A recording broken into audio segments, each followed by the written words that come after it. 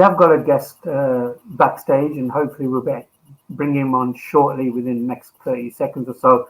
I just want to mention we are live also on Brother Yusuf's channel. It's called the South African Debate Initiative channel. So if you're able to go and subscribe to Brother Yusuf, go there and subscribe to the channel. Also, we're live on my Rumble account, Abu Shuaib.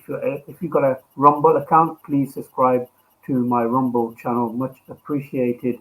Also, we've got a live poll on my YouTube channel, COVFF. Please have your say in the live poll. The question is, will the US follow suit regarding the arrest warrant for No, they won't. Benjamin? They won't. Yeah, so sorry to interrupt you, but they won't, of course. No, of course. I've seen that they won't. Yeah. So, brothers and sisters, really appreciate your support, your chat, so forth in the comment section. We'll be bringing Matt on now. So, brothers and sisters, this is straight off the cuff. So, let's see where this leads to. Matt, welcome to the show. You're live now on the screen. Yes, thank you for having me. I have a few comments to make about the ICC and their attempt to arrest Netanyahu and others. If you recall, back in the Iraq War, the ICC submitted a arrest warrant also for President George W. Bush.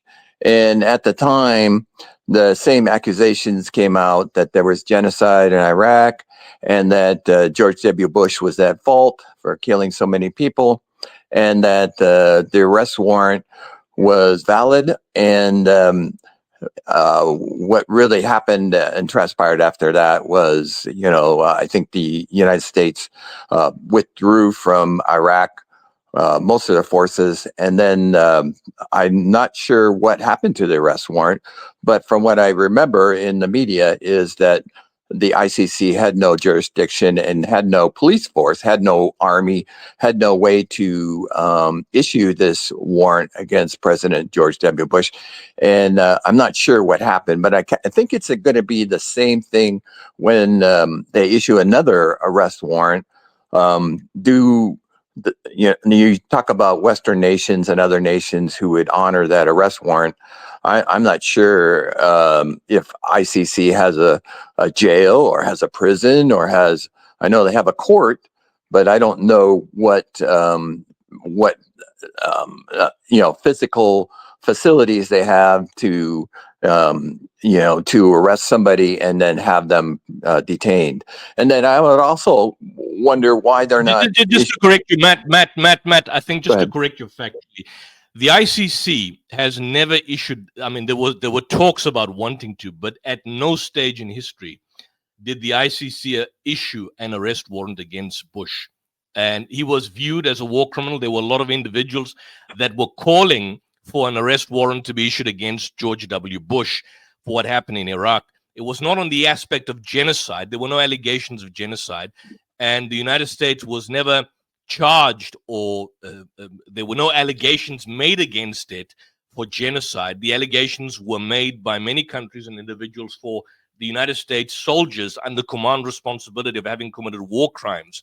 Now you've got a different situation, a different set of circumstances, which is unprecedented somewhat. You've got a Western nation, which is Israel, one before the International Court of Justice for the crime of genocide, which is the greatest crime. And you've got a situation where Karim Khan, the International Criminal Court prosecutor, issued or brought an application several months ago for arrest warrants to be issued against Netanyahu, Gallant, and of course some of the Hamas leaders. And there was a long process.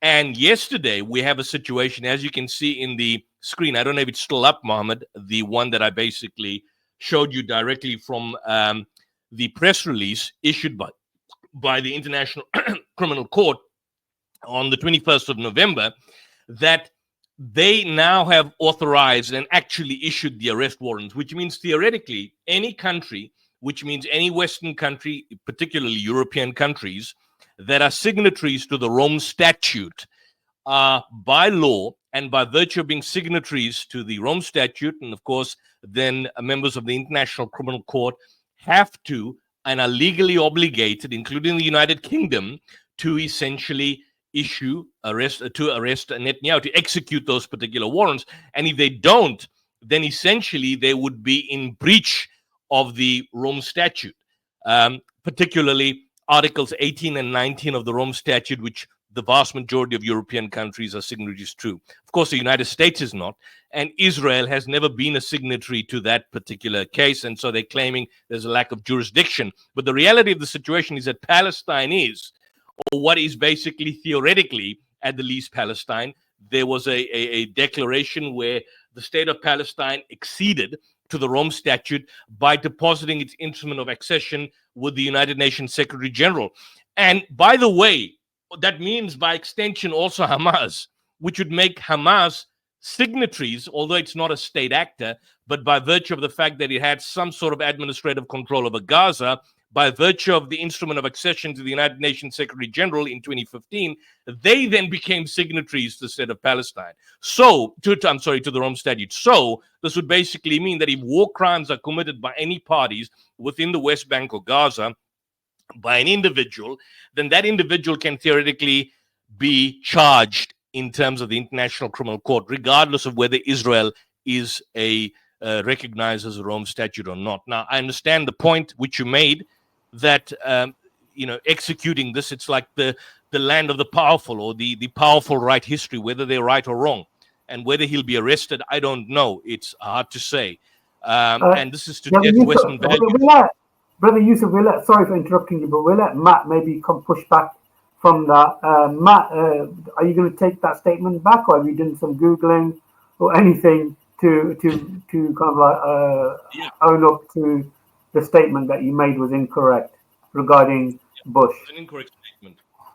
I'll have to check on that, but the way I remember it, that the George W. Bush really thumbed his nose at the accusation that he had war crimes, and he was guilty of war crimes. So no, I'm not going to take that back. That's the way I remember it. And you guys can say that having a different opinion. You're welcome to that. But that's the way I remember it. And I could be wrong. I'm not saying that the official warrant was never issued. But the way I remembered it, it was in all the newspapers and all the media. They all reported.